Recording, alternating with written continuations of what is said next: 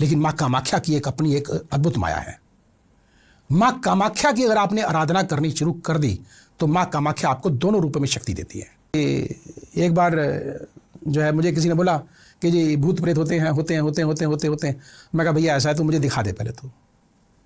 हाँ, शक्ति जरूर होती है, शक्ति जरूर है, मैं मानता हूं। आकार इनको हम ही देते हैं। आकार हम ही देते हैं। हम जो चाहेंगे, जो सोचेंगे वही होगा। हर किसी को तो ये शक्तियां दिखाई नहीं देती हैं क्या? या हर व्यक्ति विक्षिप्त हो गया क्या? नहीं है ना, ऐसा नहीं है। ये डिपेंड हमारे अपने ऊपर भी करता है, हमारे एटमॉस्फेयर के ऊपर भी करता है कि हमारा एटमॉस्फेयर कैसा है। तो ये चीजें हैं, ऐसा नहीं है कि हम शक्तियों के रूप में हैं। हम ये कहेंगे कि प्रैक्टिकली कोई साकार रूप है, नहीं। ठीक है, आपने मंत्र के ऊपर बड़ा जोर दिया अभी कि मैंने उनको मंत्र दिया। हाँ, बिल्कुल। मंत्र काम कैसे करते हैं? बहुत बढ़िया बात है आपने।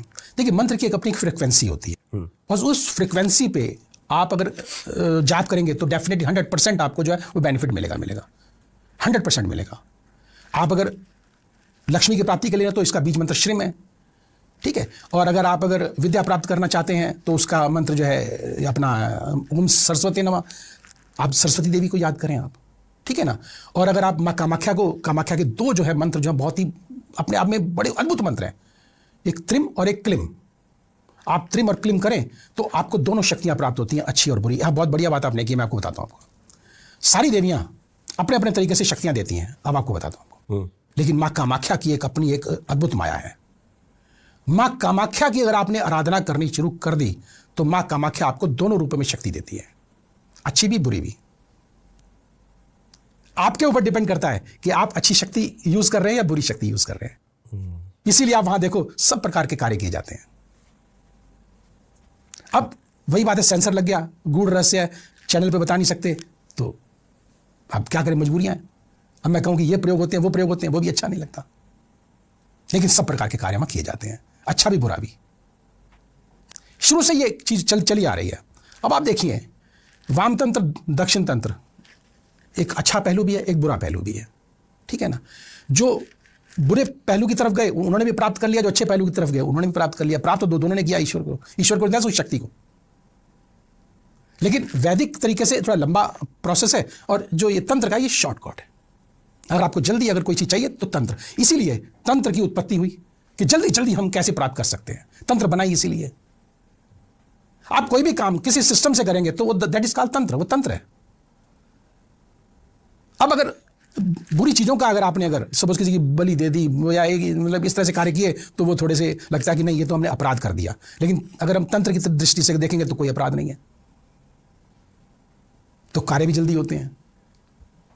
तो सबने कि हमारी चाह क्या है, हमारी इच्छा क्या है, उसके अनुरूप लोगों ने जो है अपने को ढाल लिया कि मुझे इस तरीके से चाहिए, उसने कहा मुझे इस तरह से चाहिए। कई कहते नहीं मुझे नहीं चाहिए, मुझे ध्यान के माध्यम से, तो ध्यान के द्वारा चले गए। ईश्वर को प्राप्त करने के सबके सब अपने तरीके, और सबने प्राप्त किया है। ऐसा कोई नहीं कि किसी ने प्राप्त नहीं किया, सबने किया है, लेकिन तरीके अपने अपने। आजकल बड़ा ट्रेंड में चल रहा है गुरुजी, नाम जप, कि नाम जप करो आपके सारे कल्याण होंगे। और एक तरीका है हमारा ऊर्जा को ऊपर उठाना या फिर ध्यान केंद्रित करना, कौन सा तरीका सबसे बेटर है?